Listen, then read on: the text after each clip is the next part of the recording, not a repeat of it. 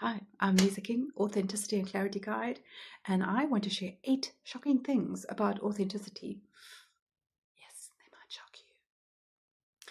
So, the first one is authenticity is not comfortable for other people around you, and it might trigger them. So, within your dynamics, when you start to expand and start to step into your true self, people are going to go, "What the hell is going on? Why is my cheese being moved?" And therefore, it can trigger them.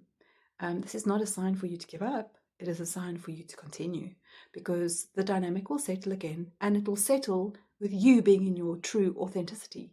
So it's like throwing a stone into the water. The ripples go out. Eventually, the water becomes calm again. Number 2 is when you step into authenticity, the people that are not aligned with you anymore simply fall away.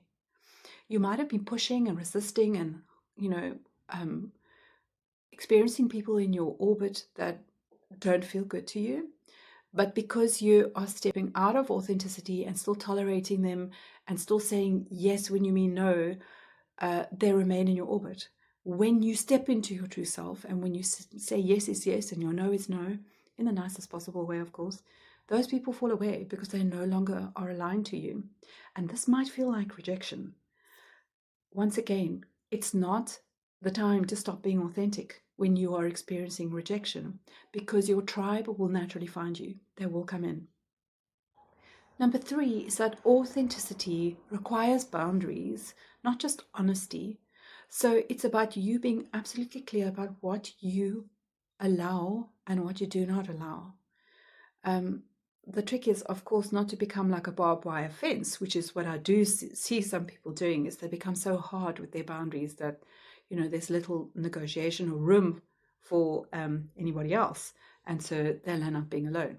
The point is that you are creating a boundary as to what feels good to you and what does not feel good to you. Once you do that, you step into alignment. Once you step into alignment, the right people stay and the wrong people leave. So it is about knowing what your boundaries are. When you are boundaryless, it's like you don't have a 10 commandments for yourself. It's about understanding your core values, about what is true for you, what is not true for you, and then acting in accordance to that. Number 4 is that you won't recognize your authentic self straight away. It's going to come through the mirrors of other people. So when you step into authenticity, see what is reflected back at you through other people. You'll be so surprised how other people will notice who you really are when you are feeling so in alignment with the words that come out of your mouth, your actions, your deeds. Everything will be mirrored with gratitude, with reflection, with beautiful, kind words when you see it in your outer reality. So your authenticity will be shined back at you. Maybe you don't believe it, but do that long enough and suddenly it becomes true for you because it keeps coming to you from the outside. So stay true to yourself and watch the mirror change. Number 5 is being authentic doesn't necessarily mean that you're going to be liked. You may be respected, but you probably won't be liked by everybody. Once again, rejection might pop up here for you, or the feeling that you are being rejected might pop up. Just know that your people are going to find you when you're on the right frequency. So those people who match your frequency will naturally gravitate towards you. Stay true to yourself. Your tribe will definitely find you. Number 6 is true authenticity can feel like rebellion, especially when you've been taught to please others, to say yes when you mean no, and when you haven't been true to yourself.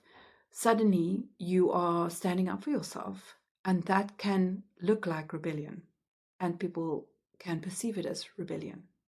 But eventually they will see that it is just you being in your truest form. So don't worry. People are going to ask, what the hell is going on with you? And that's okay.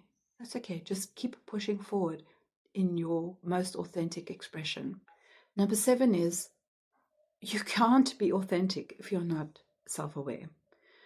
And self-awareness is about knowing what's coming out your mouth, understanding the repercussions of your actions, understanding that for everything there's a consequence. It's really, really important to be self-aware. If you are not self-aware, you are going to come up against major resistance from others. So it's about reading the room. It's about knowing when your insights need to be shared. It's about knowing what to say in the moment with a person that's standing in front of you, or not say something. So become self-aware about what is potentially wanting to come out of your mouth, what's going on in your mind, and what actions you are putting out to the world. And number 8 is authenticity isn't something that just comes. It's not a destination. It's something that's a daily practice.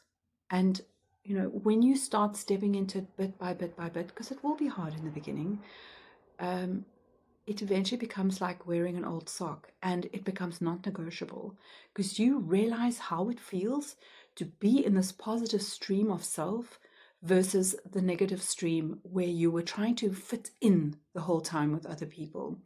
So daily practice, including all that self-awareness that we've just spoken about, is going to be super comfortable in a couple of weeks. So go for it.